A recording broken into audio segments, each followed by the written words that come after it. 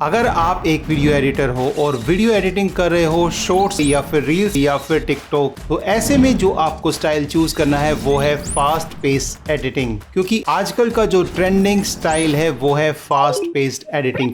आप किसी भी टॉप क्रिएटर्स की रील्स को चेक कर लो, सबके अंदर फास्ट पेस्ड एडिटिंग है। उसके दो कारण हैं। सबसे पहले तो क्योंकि ये शॉर्ट वीडियोस होता है, इसके अंदर टाइम लिमिटेड होता है, तो इसके लिए आपको इन्फॉर्मेशन जल्दी से जल्दी देनी होगी। साथ ही साथ जो भी व्यूवर्स हैं उनका जो अटेंशन स्पैन है वो काफ़ी कम है। तो ऐसे में अगर आप उनको जल्दी जल्दी इन्फॉर्मेशन दोगे, यानी कि फास्ट पेस्ड एडिटिंग रखोगे और विजुअल स्टाइल्स की वेरिएशंस करोगे, तो वो काफ़ी एंगेज रहेंगे और आपकी रील्स के वायरल होने के चांसेस ज़्यादा हो जाते हैं। तो यही स्टाइल को यूज़ करके मैंने एक रील एडिट की थी, वो थी ये। मेरे एक दोस्त का फ़ोन आया और उसने कहा कि उसने YouTube पे वीडियो बनाने के लिए एक बहुत ही महंगा माइक लगभग 18,000 रुपए का खरीद लिया है। और आज हम इसी रील की एडिटिंग को ब्रेक डाउन करेंगे और इससे रिलेटेड जो भी एसेट्स वगैरह हैं वो आप हमारे टेलीग्राम ग्रुप से डाउनलोड कर सकते हैं, साथ ही साथ प्रैक्टिस कर सकते हैं ताकि आपकी एडिटिंग बेहतर हो सके।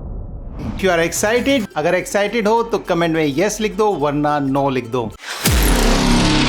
सो देखिए, ये वाली रील है और इसकी टाइमलाइन आप देख सकते हो एडिटिंग की कितनी बड़ी है और इसके अंदर कितने ज़्यादा लेयर्स वगैरह आपको दिखाई दे जाएंगी। ऑलराइट, तो सबसे पहले जो मैंने इसको किया था कलर ग्रेड, मैं इसके अंदर से अगर कलर ग्रेडिंग हटा दूं, so this was the original video. Colour grading के बाद ये कुछ ऐसा हो गया। तो कलर ग्रेडिंग के लिए आप मेरे दूसरे ट्यूटोरियल देख सकते हैं। कलर ग्रेडिंग काफ़ी इंपॉर्टेंट है, अगर वो करेंगे तो थोड़ा सा आपको डिफरेंट लुक मिल जाएगी और व्यूअर का भी एंगेजमेंट उसके अंदर थोड़ा ज़्यादा रहता है। उसके बाद मैंने क्या किया था, यहाँ पर ट्रांसक्रिप्ट में गया था और ट्रांसक्रिप्ट करने के बाद ये सबसे बढ़िया ऑप्शन है जो भी गैप्स हैं उनको रिमूव करने का, एम्प्टी स्पेसेस को, तो यहाँ से क्लिक करके आप कर सकते हैं। फिलर वर्ड, पॉजेस, तो यहाँ पर मैं सपोज करिए फिलर वर्ड्स कर देता हूँ और यहाँ से देखिए अभी इसके अंदर कोई फिलर वर्ड नहीं है, तो पॉजेस चूज कर सकते हैं। तो सारे जो भी एम्प्टी स्पेसेस हैं वो यहाँ पर सिलेक्ट कर देगा और सिंपली मुझे यहाँ पर करना है डिलीट एंड डिलीट ऑल। और डिलीट ऑल करते ही देखना आप में से क्या होता है, ये देखिए सारे कट ऑटोमेटिकली लग गए हैं।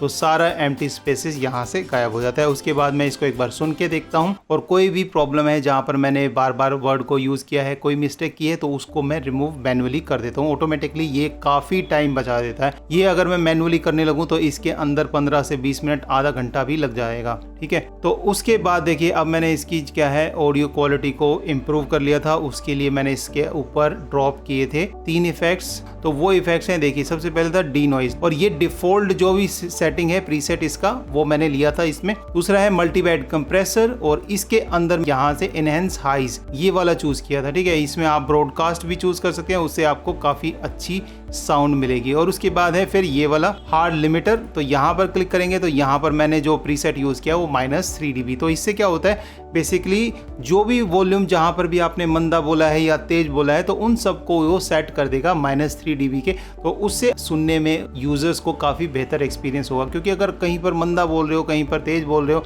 तो थोड़ा सा प्रॉब्लम होती है। ठीक है, तो इन सब का मैंने एज ए प्रीसेट भी बनाया। इस प्रीसेट को भी आप डाउनलोड कर सकते हैं हमारे टेलीग्राम ग्रुप से, उसका लिंक आपको डिस्क्रिप्शन में मिल जाएगा। इसके बाद मैंने इसको ऑडियो को कर दिया था नेस्ट। ठीक है, और तो ये नेस्ट देखिए यहाँ पर ये नेस्टेड सीक्वेंस यहाँ पर आ गया था। अब इसमें सबसे पहले देखिए मैंने क्या किया था, ये तो खैर इसका मैंने बनाया था फ्रेम। तो सबसे पहले आप देख सकते हैं यहाँ पर ये मैंने बनाया था इसका थंबनेल। ठीक है, तो थंबनेल में क्या किया था, बेसिकली एक ये देखिए यहाँ पर एक स्क्रीनशॉट ले लिया है और उसके ऊपर यहाँ पर मैंने ये ऑडियो वाला आइकन लगा दिया था। और ये तो ताकि क्योंकि हम जब शॉर्ट या रील बनाते हैं तो उसके अंदर अब हमें अलग से थंबनेल को ऐड करने की जरूरत नहीं होती। तो यहाँ पर कुछ फ्रेम्स के लिए आप, यानी कि कुछ सेकंड्स के लिए, 1 या 2 सेकंड्स के लिए अगर आप ये चीज़ ऐड कर देंगे तो उससे क्या होगा कि जब आप अपलोड करेंगे तो वहीं से आप थंबनेल चूज़ कर सकते हैं। और बाय डिफ़ॉल्ट भी ये जो फर्स्ट फ्रेम होते हैं उन्हीं को ज़्यादातर कैप्चर करता है इंस्टाग्राम भी और यूट्यूब भी,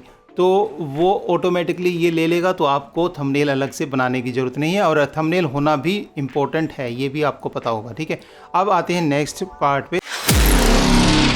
सबसे पहले हम जो भी बोल रहे हैं उसके लिए रेलेवेंट आइकन्स या फिर बी रोल्स को ऐड करेंगे। तो ये मैंने पर्सन वाला जिफ आइकॉन इसमें ड्रॉप कर दिया है। इस पे ट्रांसफॉर्म 360 इफेक्ट को हम ड्रॉप करेंगे। अब इफेक्ट्स कंट्रोल पैनल में जाकर प्ले हेड को कुछ की फ्रेम आगे ले जाकर 2 की फ्रेम ऐड करेंगे, एक पोजीशन का और एक स्केल का। अब प्ले हेड को स्टार्टिंग में ले जाकर स्केल की वैल्यू को 300 कर देंगे और एक की फ्रेम रोटेशन पे ऐड करेंगे और इसको आगे ले जाकर और स्टार्टिंग में एक की फ्रेम -27 ऐड कर देंगे और सभी की फ्रेम को सिलेक्ट करके ऑटो बेजियर करके ग्राफ्स को कुछ इस तरह से मॉडिफाई कर देंगे, जिससे ये कुछ ऐसी एनिमेशन मिलेगी।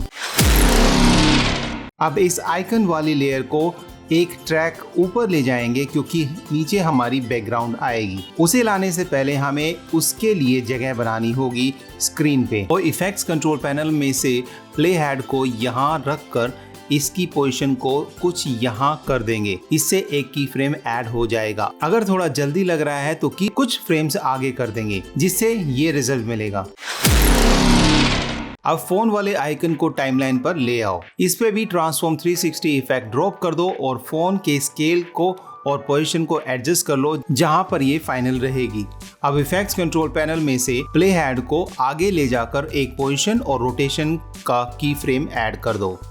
अब स्टार्टिंग में प्ले हेड को कर दो और रोटेशन की वैल्यू को -28 कर दो।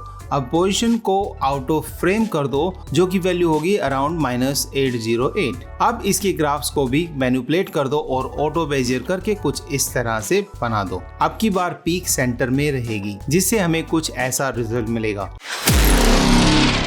अब पर्सन वाली लेयर को ट्रिम कर दो कुछ इतनी और एसेंशियल ग्राफिक्स पैनल में जाओ और YouTube लोगो वाला प्रीसेट्स इसके ऊपर ड्रॉप कर दो। बाय द वे ये प्रीसेट आपको मेरे एडिटिंग पैक में मिल जाएगा, जो कि बहुत ही नॉमिनल प्राइस में आप बाय कर सकते हो मेरी वेबसाइट से, जिसमें आपको मिलेंगे 5000 प्लस एडिटिंग एसेट्स, जिनमें इंक्लूड होगा animation presets, background, seamless transitions, title, sound effects, like subscribe buttons and बहुत कुछ। लिंक डिस्क्रिप्शन में है। Now back to the tutorial. अब ये लोगो कुछ ऐसा लग रहा है, चलो इसको स्केल करते हैं।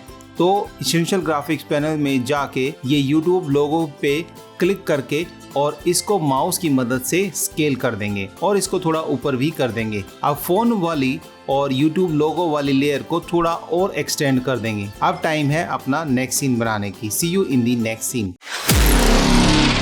अब हमारी माइक वाली लेयर आएगी। इसको टाइमलाइन पे ड्रॉप कर दो जहां पे माइक की बात हो रही है। इसके ऊपर ग्रो वाले एरो को ऐड कर दो और साथ ही ये टैग वाला आइकन भी। अब तीनों लेयर पे ट्रांसफॉर्म 360 इफेक्ट को ड्रॉप कर दो। इनको जितना भी ट्रिम करना है उतना कर लो और फिर एरो वाली लेयर को सिलेक्ट करके इफेक्ट्स कंट्रोल पैनल में जाके एक की फ्रेम पोजीशन और एक रोटेशन पे ऐड कर दो। दोनों को सिलेक्ट करके आगे ड्रैग करेंगे। अब स्टार्टिंग में और रोटेशन की वैल्यू को -22 कर दो। पोजीशन को आउट ऑफ फ्रेम कर दो कुछ -378। इसके बाद सभी की फ्रेम्स के ग्राफ को कुछ ऐसे मैनिपुलेट कर दो।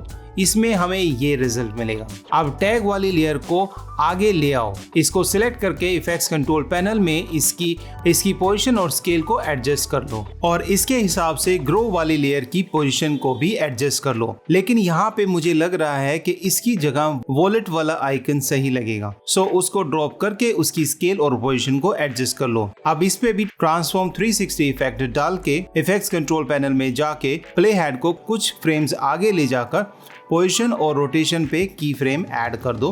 अब प्ले हेड को स्टार्टिंग में ले जाकर रोटेशन की वैल्यू को 12 और पोजीशन को राइट साइड में आउट ऑफ फ्रेम कर दो। अब सभी की फ्रेम को ऑटो बेजियर करके ग्राफ्स को कुछ इस तरह से एडजस्ट कर लो तो कुछ ऐसा रिजल्ट मिलेगा। अब ग्रो और वॉलेट दोनों लेयर को कुछ यहाँ से ट्रिम कर दो। अब जो सबसे पहले सीन में हमने प्रोफाइल वाली लेयर पे जो एनिमेशन को क्रिएट किया था उसे कॉपी कर लो इफेक्ट्स कंट्रोल पैनल में जाके और इसे माइक वाली लेयर के ऊपर पेस्ट कर दो। अब माइक की स्केल को एडजस्ट कर लो थोड़ा सा। अब माइक वाली लेयर को थोड़ा एक्सटेंड करके ट्रांसफॉर्म 360 इफेक्ट में जाके एंड में इसको आउट ऑफ फ्रेम कर दो लेफ्ट साइड में, जिससे एक और की फ्रेम ऐड हो जाएगा। इसकी भी ग्राफ को एडजस्ट कर लो और मैनिपुलेट कर लो।